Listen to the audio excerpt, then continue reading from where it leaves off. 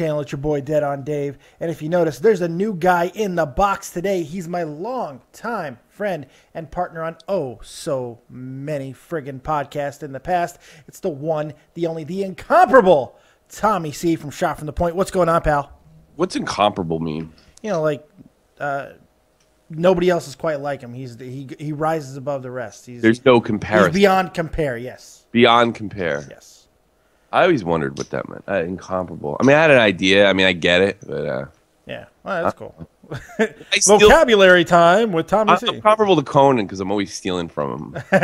O'Brien or Conan the wrestler? Cronin. Cronin. Cronin. We all steal from Cronin. Yeah. But everybody steals from me too. I just don't say anything about it. You stole scheduling from me. I created scheduling. You created scheduling. Well, it's nice to talk to the guy that created scheduling. I'm Jericho. I created everything. Yeah. I created everything. Before we get started, I want to give a quick shout out to everybody who's been commenting on the Spreadshirt.com merchandise page for Dead on Dave Productions. The outpouring of support has been pretty damn impressive. People seem to really be digging the shirts. All created by Isaac Rojas, the man that does so much for all of us in the Joe Cronin and this kind of community universe that we've created here. So big shout out to him. I love these shirts. They're in the package in the beginning. I hope you guys are digging it. More are coming. Thanks for all the support.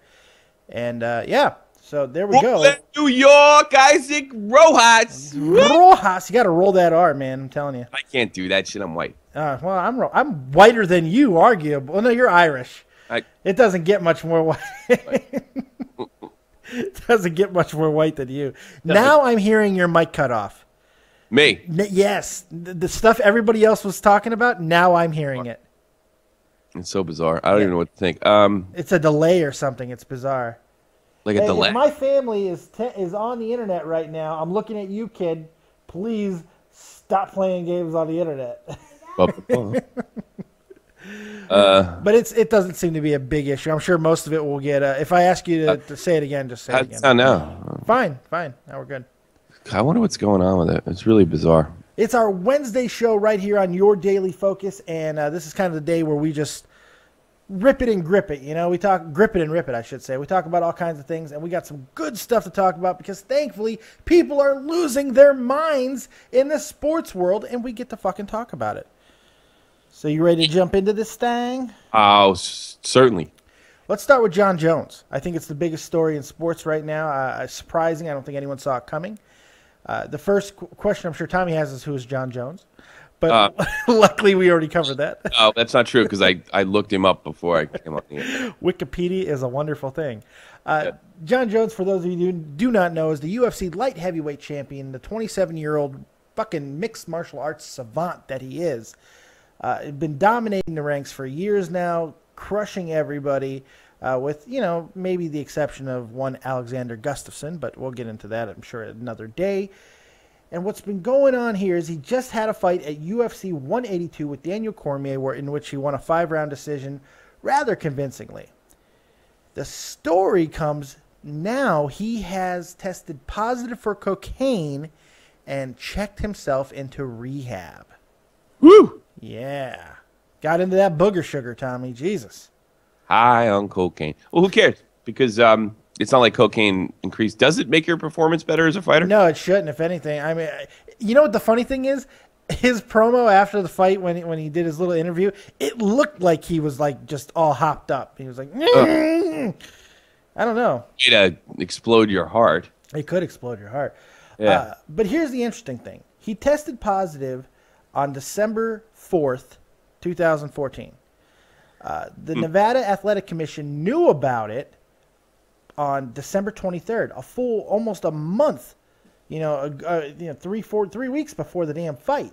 And yet they let it happen. Mm-hmm. They allowed him to collect the $500,000 purse minus the $50,000 that the commission deducted from his fight earlier on with Cormier at a scheduling event. Mm-hmm. They're allowing the fight, God, I can't talk, the fight result to stand and the biggest thing, there's no suspension or no fine coming down for Jon Jones from the Nevada Athletic Commission. Is there precedent for this? I mean, is this something they normally do, or they do? What do they normally do in these circumstances? See, that's where it gets interesting. Okay. It all comes down to one thing, because the Nevada Commission has really done nothing illegal or wrong here, basically because they have no legal authority to do anything. Because they follow the rules of the World Anti-Doping Agency. And in that, there's this little clause that kind of fucks everything up. It's in and out of competition testing. And that is what determines everything. So it's considered a positive out of... Yes. Anything previous than 12 hours before a fight is considered out of competition testing. and therefore not regulated by the world doping, the anti-doping fucking world agency, whatever. WADA. This is unbelievable. This is unbelievable to me that you could. I mean, people are getting busted and fined and released by the UFC for marijuana use, for weed. What is this guy? What's that? They're not as good as this guy. Talented as this guy, yeah, obviously. That's true. They're not as talented as Jon Jones. This is insane to me. I'm like, I don't even know what to do with this. My small little mind is not comprehending this properly. Oh, I can help you, Dave. Yeah, please. It's corrupt. It's crooked. It's corrupt. It's about as fair as a Brendan Shanahan suspension. Yeah. If you will look here, you will see that the helmet. I'm gonna make an exception for the jock. I mean, but there you go. It's craziness, though. I mean, like, I would expect at least Dana White, who has suspended and fired fighters for a hell of a lot less, to do something here. But the only comments that are coming out of UFC right now are full support of Jon Jones because he checked himself, voluntarily into a rehab facility. Yes, after a month and a half after he tested positive for fucking for coke that he knew he was going to test positive on, he made $1.3 million for this fight. So after he collected his gigantic fucking paycheck, yeah. Now he's doing the right thing. Are you fucking kidding me? Here's the thing. Like me, I make it very clear that I'm a libertarian, and I definitely carry that ideology over to when it comes to illegal substances. Sure. But I'm also a person of rules, and I think what the UFC is asking for here is the next guy test positive for coke, who might not be as important as this guy Jones. Is like, hey, look, you did everything you could to help this guy. Yeah. Why are you throwing me out? Why are you terminating my contract? Yeah.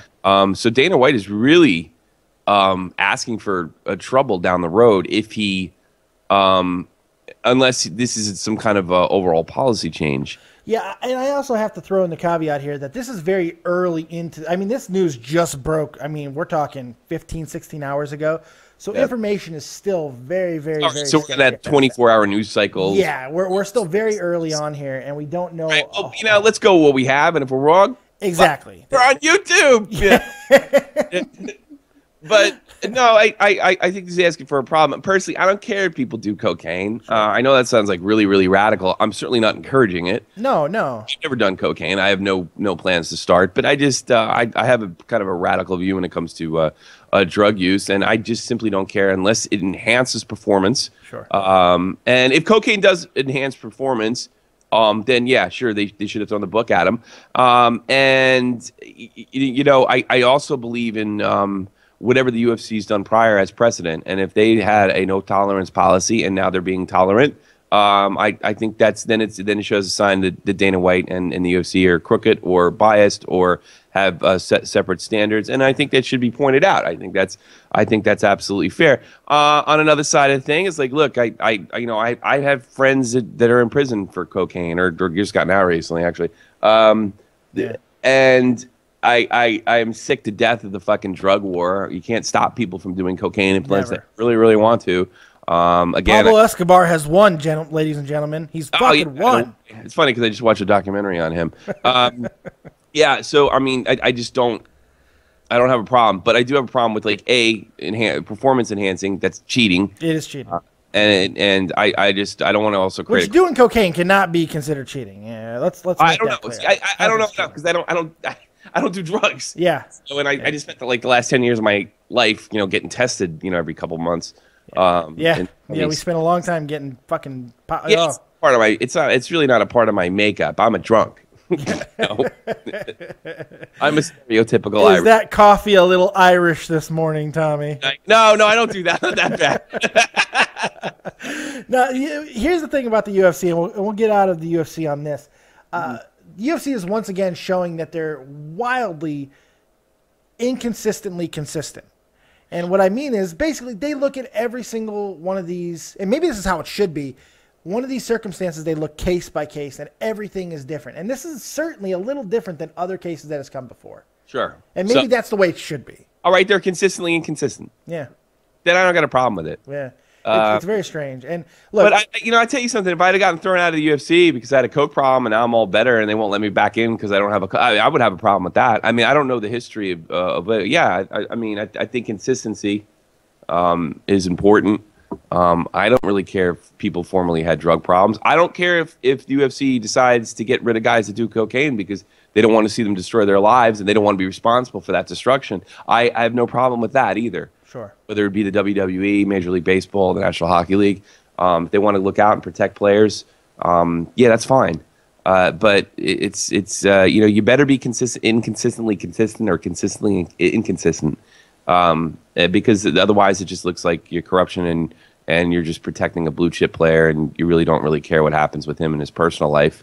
You can't pretend. Look, you let the guy do coke, you can't pretend that you care. Yeah, no, that's very true. Yeah. It's funny. The best part of this entire story is the nicknames, because he goes by John Bones Jones. So now he's John Snow Jones, or John Blow Jones, as I called him when I broke the news from my toilet last night. I broke the news on the shitter. I do that for you guys because I love you. That's what I do. All right. Yeah. John Blow Jones. I like that. Blow Jones. Yeah, I like it too. You think Daryl Strawberry will let him use the straw? Because that was so appropriate for Strawberry. It's not even funny. It's funny because I grew up watching Daryl Strawberry in New York, and I never made that connection. So the straw, it's so perfect. Yeah, I know. Because that dude did a lot of blow. He got his life straightened out, though. He did. Like 4 or 5 times, actually.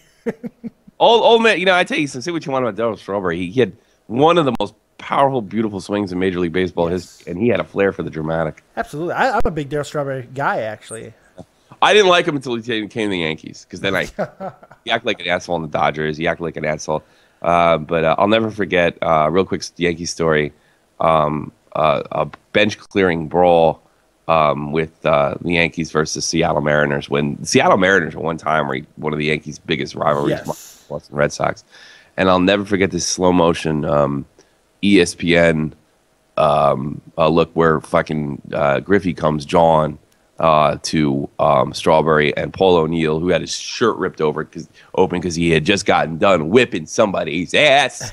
And Daryl Strawberry, he walks by Daryl Strawberry and they show it slow-mo, and friggin' Paul O'Neill and Strawberry just staring at him. They gave him the old rock. Come here, Come get some. Just kept walking. I just, and then I also remember when Daryl Strawberry jumped into a it was a Benitez. I think that was against the Orioles. Yeah. Locker room, beat some guy's ass. He was just showing that he was a team guy. Yeah. And he's had a lot of problems. And he got over it and got his life straight. Yeah, he was a hell of an athlete. God damn, that guy was an athlete. My father said he could have been greatest of all time. Yeah, he had the athletic ability, and he certainly had to swing for it. Oh, God, that swing was brutal. Certainly. I mean, it's right up there with Griffey for me. Griffey, Ted Williams swing.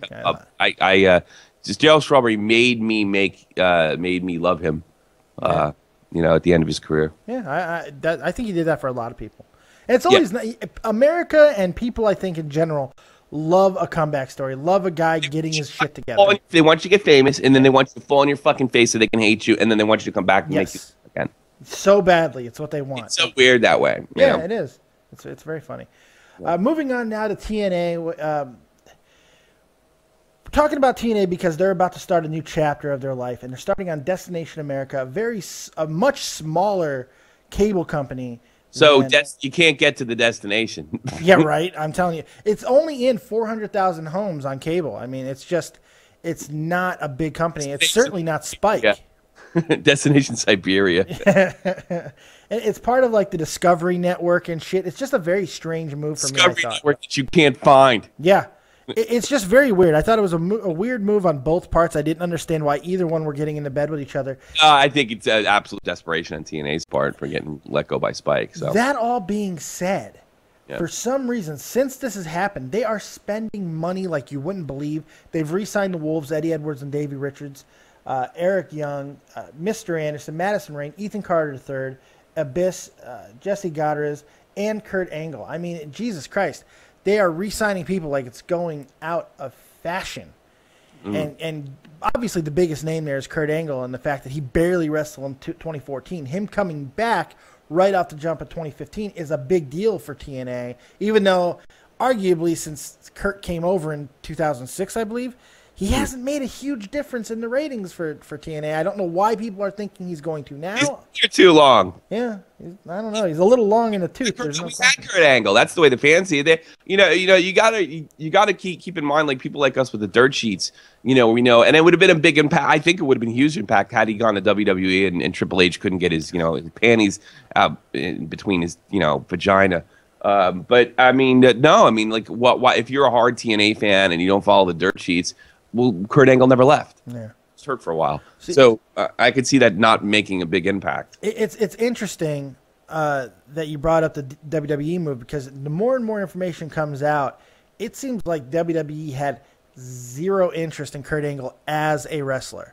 They do not want him wrestling for them anymore because the guy could break apart at any time. He's got so many health problems, and they're not going to get any better. He's not getting any younger. There's no question about that. So it had less to do with the way he tricked the company into leaving. And I think that's part of it. I think he was using leverage to get what he wanted out of TNA. I don't think there was ever a threat of him actually going to WWE. He used a lot of momentum. I think he used the Rusev angle too, because that was there. And is there a better opponent? That theme music coming out. I mean, people's heads would explode. Yeah, it would absolutely. It would have been insane. But, he is in his 40s now. His best matches are behind him. Sure. I think any kind of pop in the WWE more likely be short-lived, especially if he's not wrestling all the time at the level that they're. Because people remember Kurt Angle in the mid-2000s when he left, like at the top of his game. Yeah. At the very, very top of his game. You're not probably going to get to see a Kurt Angle like that, which is unfortunate because I think he's one of the best technical wrestlers ever. I agree. And what they are showing interest in him as is when he's done performing, they're going to want him as probably taking over for Bill DeMott down in NXT as the head trainer of talent, which if that happens... I wouldn't mind putting Angle on the mic. He's great. He took to promos like fish to water. Yeah, he did. That was probably the biggest question of Angle's career coming in as an Olympic champion. Is like, can the guy cut a promo? And he was under everybody's skin like right when he got there. Immediately, he really was. But it's interesting to think if Kurt Angle becomes the head trainer for new prospects down in NXT.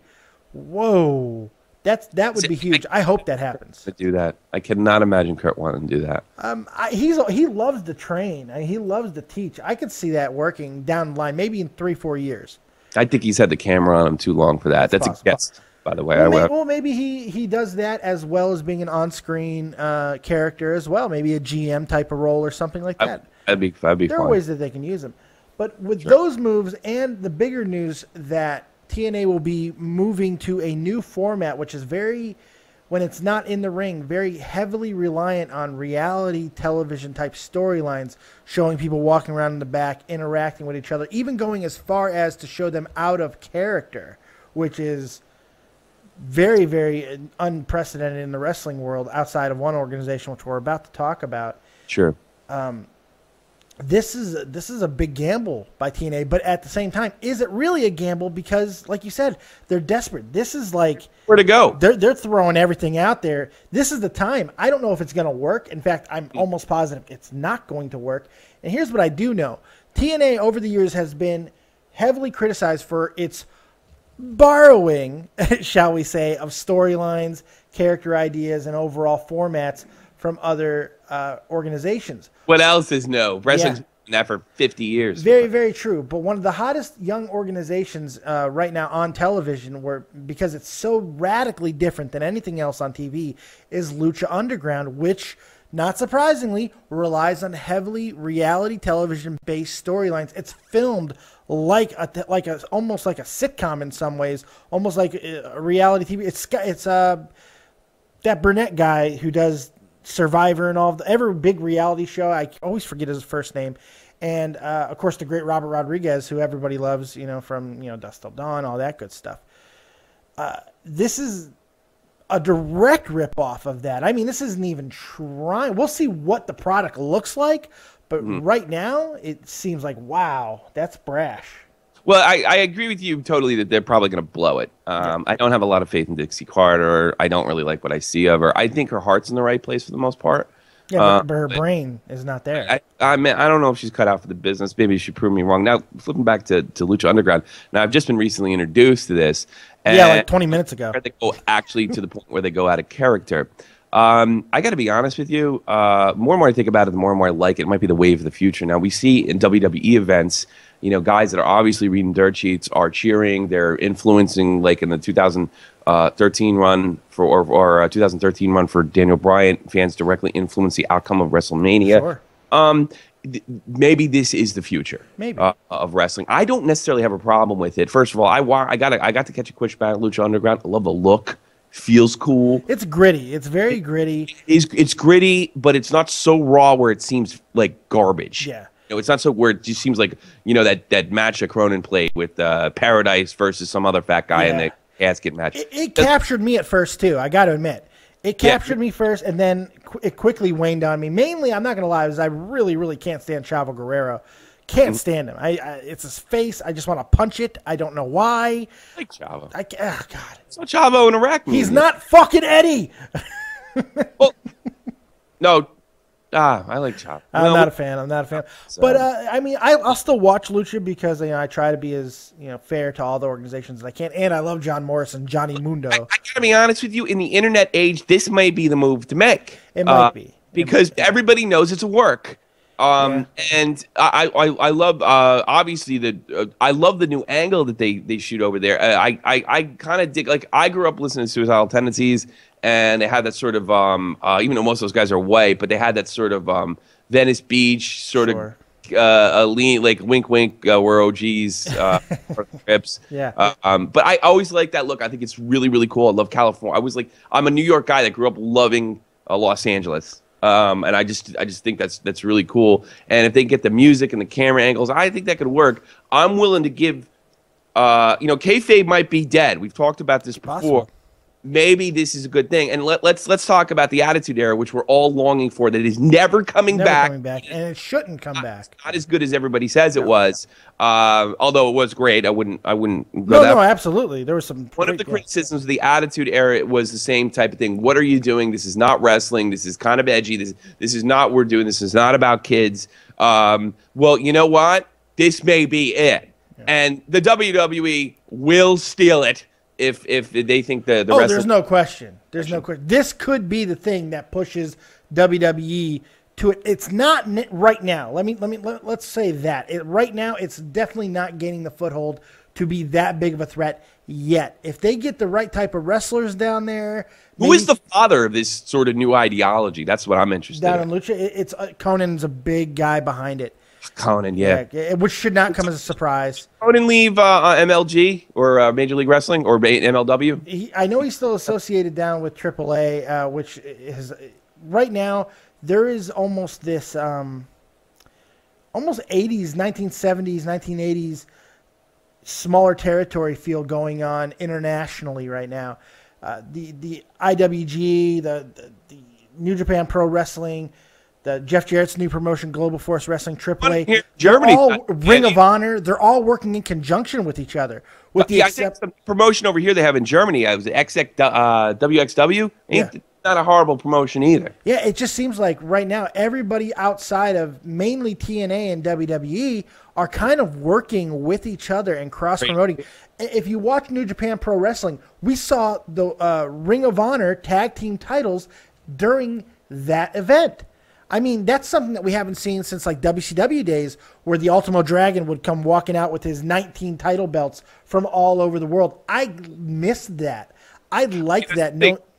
When McMahon went around buying all the independents up, which was broke the rules, and he created this conglomerate, which would become the WWF, the WWF, and then of course the WWE. Maybe that's what they should, instead of buying into McMahon, they should have worked against him. Maybe. And I think that's one day, put your shit aside. This is the way we're going to survive in the future, and there'll be an independent scene, and who knows? Maybe something will be, something will combine on all three, something international. That there are a lot of good wrestlers here in Europe, and I think for a lot of cases they don't get a good chance because they don't know how they're going to go over in American television. Yeah, I think that's a big thing. The style is radically different. I mean, that's great. I got to be honest with you. I just watched Lucha Underground. I'm going to actually put some more time into it. I like that. I want something new. I think you'll dig it. I think you'll dig it a lot. It's so radically different. I like it already. I'm going to give it more of a chance, and maybe I'll come back sometime and give the ups and downs or criticisms of it. I'm sure I'll have some, but I'm sick of Cena. I'm sick of the same old stuff. I mean, I'm sick of the titles just flipping back and forth like they are, and there doesn't seem to be any end to that. Yeah. So why don't I give something else a chance? And God, the look is great too. It doesn't look cheap. So it's interesting, but the question for TNA becomes: do all these moves, do all this change in dynamic, the change in the TV theme, is it going to register success for TNA? Is this it? Is this desperation move, this final heave, this spirit bomb for you Dragon Ball Z fans out there? Is this it? Is this the formula? Does TNA? It depends on the wrestlers and how they're able to perform, what level, and it depends. All the other two things I just said don't mean a damn thing if nobody sees it on the I Can't Discover network. Right. Yeah. It is the channel. That's the bottom line. It's that simple. Just wonder, is this going to be the last year of TNA? It doesn't matter how good the product is, as long as if eyes can't get on it, then it might as well be playing on my YouTube channel. Yeah, seriously. I mean, that's a very good point. The final wrestling thing I wanted to talk about today, before we get into some, whatever crazy stuff we want to talk about. Triple H reportedly holds a talent meeting before Raw this week in Corpus Christi, which is a very interesting meeting. I talked to you about this last night, and I thought it was worth revisiting and talking about on air. He reportedly goes to the locker room and challenges them to step up in the next couple of weeks because apparently it's not set in stone who's going to win the Royal Rumble or the main event, or even be in the main event at WrestleMania 31. So he's made a direct challenge to the locker room to step up with a promise that they will be reevaluated in the coming weeks, and then a decision will be made then. What do we make of that? Because that's something, when these things happen, they don't necessarily ever get released. These things are normally not leaked. This is a weird thing to hear. So what do you think of this? Is it bullshit? Because that's what you thought last night. Yeah, and I still do. I still do. I in the environment that the WWE is in now, I refuse to believe that all of a sudden they got created and using something as effective. And it makes much sense of giving these guys certain competition. There is or Triple H really means it, and McMahon's going to cut his nuts. Is it possible this talks back to that power struggle that I've been talking about for a while? Wait, but see, the thing is, we don't know if that I think at this stage the power struggle is a theory stage. I think it's a good theory, but we're still in the theory stage. We don't know that for sure. We're probably not going to know that for another 5 or 10 years. When books come out about this point in time in wrestling history. Sure. So I don't know. Yes, that would be, but I refuse to believe that they are this smart. And would use something as wonderful as competition. And when you tell these guys to step it up, this is not professional athletics where they need to you're not going to drop a 45-point game. Yeah, exactly. You can't. It's immeasurable. When they say step it up, they mean sell more merchandise. Well, you know what? They're not going to sell merchandise unless they get the opportunity. Like take somebody like Damian Sandow. He's not going to get the opportunity. Whether he steps it up or not is irrelevant because he is a side character for The Miz, which I don't think is a bad angle for him and what have you for the long run. But it doesn't matter how much he steps it up, so to speak. I'm glad you brought up Sandow. I'm really glad you brought him up because he's such a prime example of something that I've been saying for a while now about what I want to see. My definition of step it up. My definition of step it up, what he's saying is, look, you're not always going to get prime minutes on television, but when you do, you've got to do something. Look at Sandow. He was told that he's going to be the sidekick of The Miz. You're going to go out and you're going to be the stunt double for The Miz. He owns it. He's doing a great job, and it's a difficult thing to do. But it does. My point is, like, the Triple H, if this report is true, Triple H is saying if you step it up, it doesn't matter who you are. You may find yourself in WrestleMania. Yeah. Get the fuck out of here. You're winning the world. Get the fuck out of here. He's dangling that carrot, whether or not it might be true. And we don't know how many people were in the back in this meeting. We don't know if it was just the top guys. We're not sure of any of that. Yeah. But my point with the Mizdow thing is, whenever you're on camera, even if you're just on the ring apron, he's doing something to draw eyeballs to him. I mean, it's crazy. He doesn't stop with his actions. He's pantomiming everything. It's incredible. And I like he screws it up too. I do too. I think it's hysterical.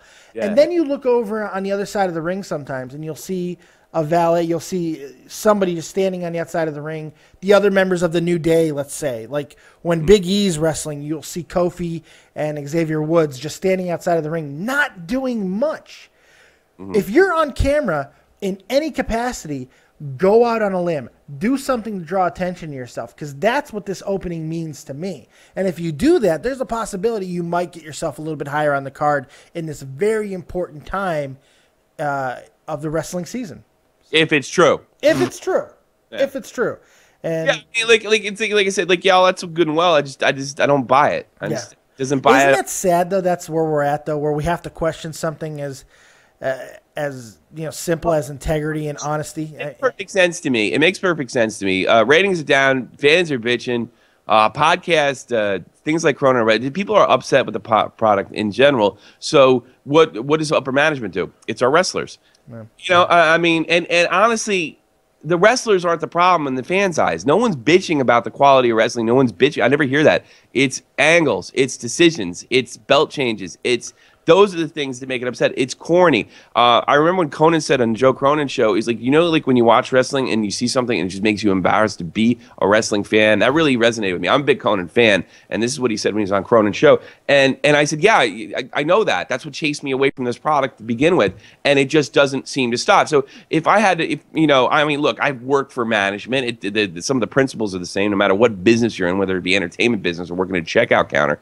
Sure. When things go wrong, they don't look to themselves. They look to their underlings and say, I mean, to me, this meeting could have went very much like it's making it sound like a competition, but it's like the reason we're in this shape is you need to pick it up or you're getting fired. Yeah. It could have just as easily done that and could have had the same effect. Sure. So I don't buy it because I don't buy that the wrestlers, although I do think it's probably a thinner depth issue in years past, the stuff that's going on in TV is not the wrestlers' decisions, and it's trash. Yeah, I will agree with some of that as far as I feel it's gotten better in the last couple of weeks, but I mean, still, that doesn't mean anything. No, it doesn't mean anything because no, right now it's when it's supposed to be stepping up. I mean, we're entering WrestleMania season, so this is what you would expect anyway.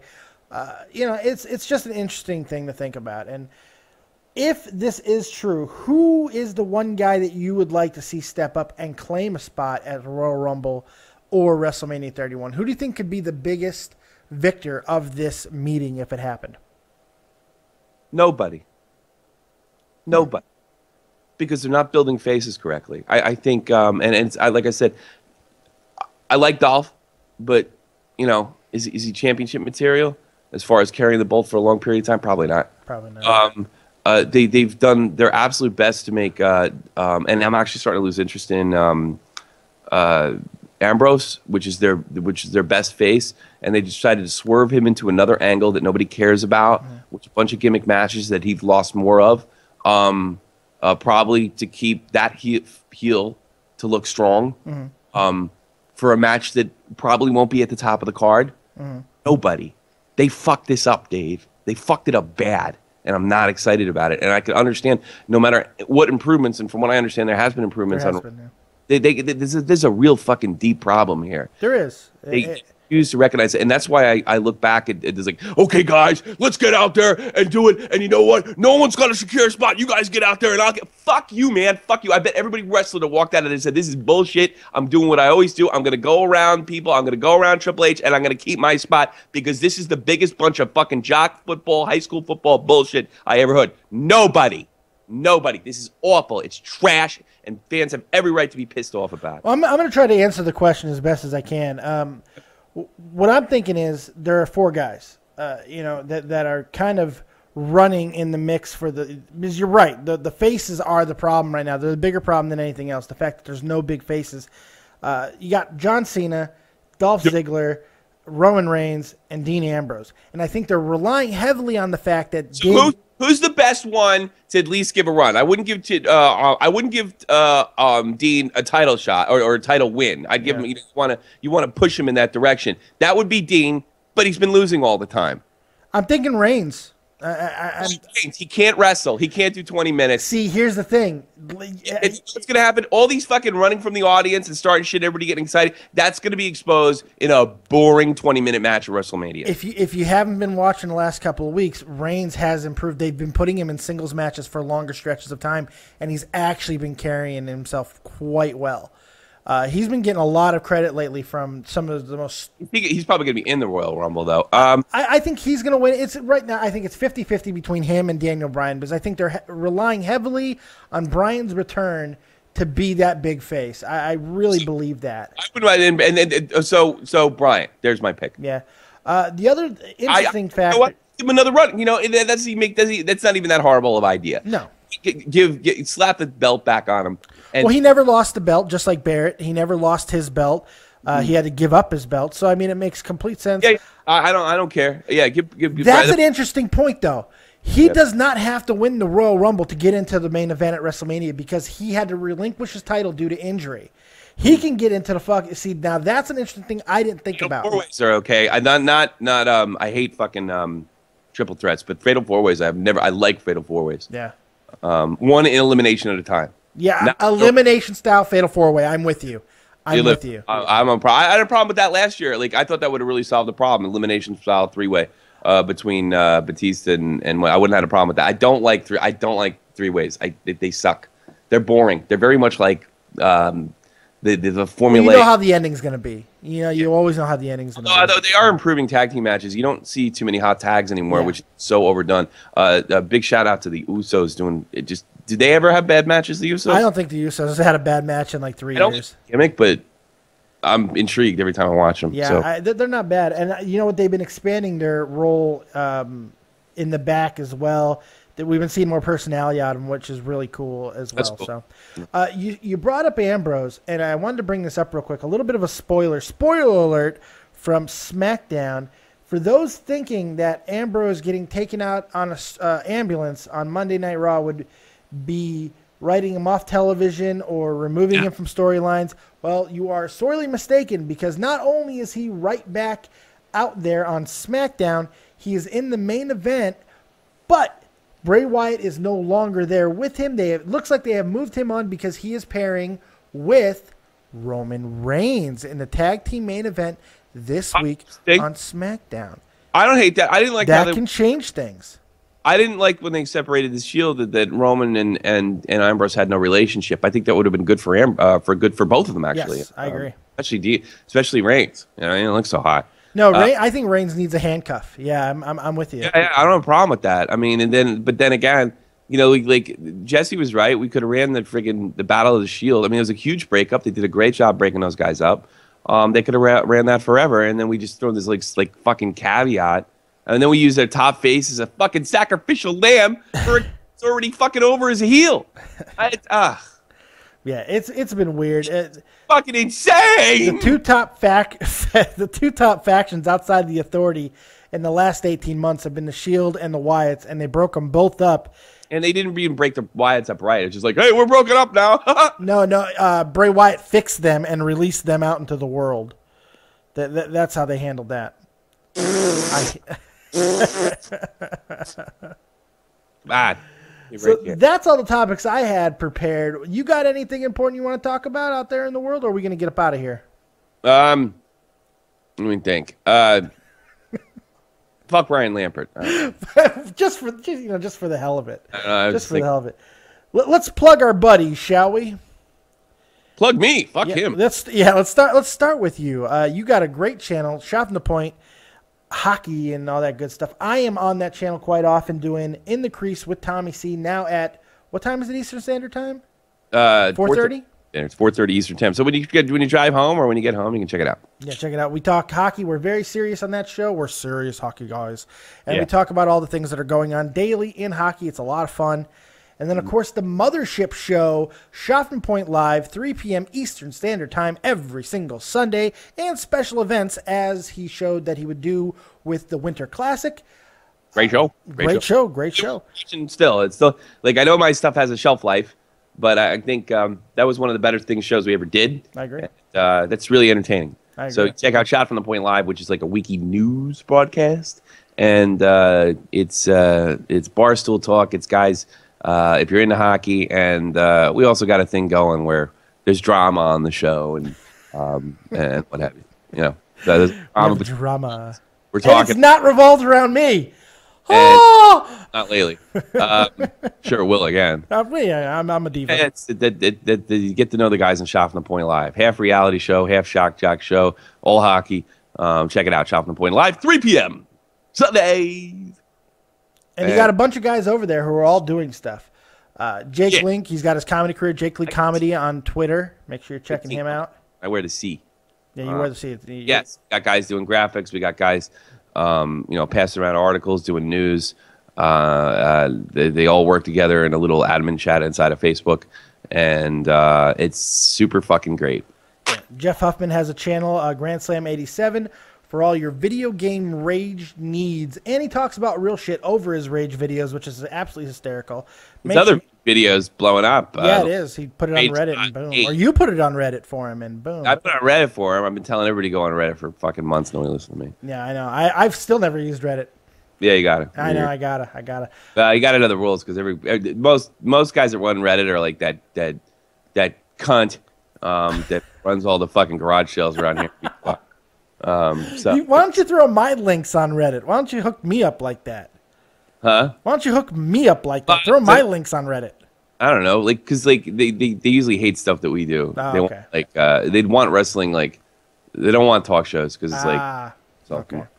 It's probably a good point. Why didn't I think of you and think of Jeff? It's okay. I'm used to being the ignored fat guy. I'm hard to ignore. I'm huge. Make sure you're also checking out Dave Rose. He has the Dark Show every Friday or Saturday night on Google Hangouts. I'm not sure what day exactly. He's doing all kinds of crazy, wacky stuff over there. Rest. The Dark Show. And of course, we would be remiss if we didn't talk about the one, the only Joe Cronin, the son at the center of our universe. He has all kinds of stuff he's doing on a daily basis. And, of course, every Monday Night Raw, after Monday Night Raw and every pay-per-view, we go live and do reviews. Throughout the week, he does all kinds of things, and that you can find him on YouTube, Joe Cronin Show, and Spectrum Gaming 617. Yeah. Other than that, I think we're going to wrap this up, buddy. I appreciate you for coming on the show. Had a hell of a time with you. Thank you, sir. I'm honored, and I'm very happy with the growth of your channel. Thank you. And the way you can connect with people. If I find out that any hockey fans are subscribed to you and not me, I'm going to hack into your channel. You know what? I would expect nothing less. I appreciate it. Thank you guys for listening. Make sure you like, subscribe, and share as always. I am Dead on Dave. That is Tommy C. We are out of here. We will see you tomorrow. Well, I'll see you tomorrow. Maybe Tommy will show up. You never fucking know. Creators Corner tomorrow. We're gone. Dead on Dave Productions is out of here. Peace.